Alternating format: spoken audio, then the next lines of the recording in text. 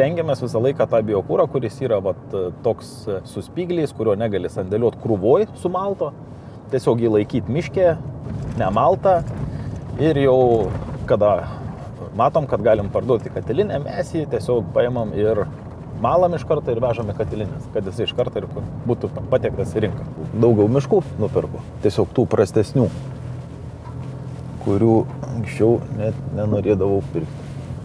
Šitas, pavyzdžiui, miškas, kurį filmuojam, irgi neišimtis. Nebesmulkinam medienos, kaip anksčiau smulkinavome iki viršūnės, išpjaudavo malkas. Dabar stengiamės pačio stiebo iki pat viršūnės nebegamint. Paliekam daugiau medienos biokūrę. Kuo daugiau žievės, tuo daugiau energijos. O žievė yra šakos, smulkios šakos. Kiekviena šaka su žievelė yra daugiau energetinės vertės. Iš malkų tiek negauna. Įdomu, kaip iš šitos išvažiuoja biokūras.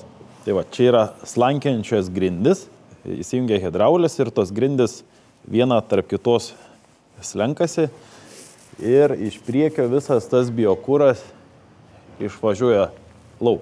Čia telpa 91 erdmetris, o kiek megavato mes nuvežame katilinę ir parduodam, tai jau nustato laboratorija galutiniam tiksle, paėmus galutinį mėginį. Pasirinktinai atrankiniu metodu yra paėmama iš vienos mašinos keli mėginiai, supilama į vieną bendrą kibirėlį ir iš to bendro kibirėlio vienas katiliniai, vienas į saugyklą, iš kurios, jeigu kils kažkoks tai klausimas, gavus rezultatus, mes tada galim persitirti.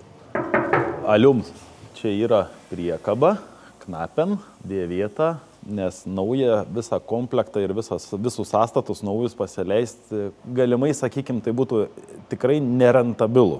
Šiai dienai 3 skiedrovežiai. Jo miškovežių yra 4.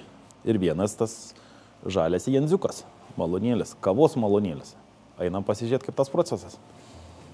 Čia kirtom pavasarį, jau matos, kad drebulynas atželia, pats iš savęs jau daugiau negu metro ūgliai jau užaugę. Iškirtom, jau miškas atželia, pats savaime. Susandėliavom, laikėm biržiai, kol apdžiūtų ir nubirėtų visi spygliai ir taip toliau. Tai čia šita žaliava yra SM3, tai su spygliais, o štai ten va toliau, kur matosi beržai, ten yra lapuotis. Tai čia yra ta vadinama SM3 žaliava su spygliukais, per vidurį yra SM2 ir dabar mes į mašiną per straubliuką kišam spygliukus SM3. Čia mes džiovinam, ruošiamės sezonui, kuris dabar jau yra prasidėjęs. Ir kaupiam ir sandėliuojame medieną prie tokių kelių, kad atėjus lietingam laikotarpiui, bet kada galėtume atvažiuoti ir vykdyti savo įsipareigojimus, kuriuos esam pardavę per Balpool sistemą. Jeigu tu laimėjai aukcioną, tai tu negali neatvežti. Jeigu neatveši, tai bus labai negerai. Tiesiog tave gali išspirti iš tos rinkos. Jeigu laimėjai aukcioną, pardavėjai,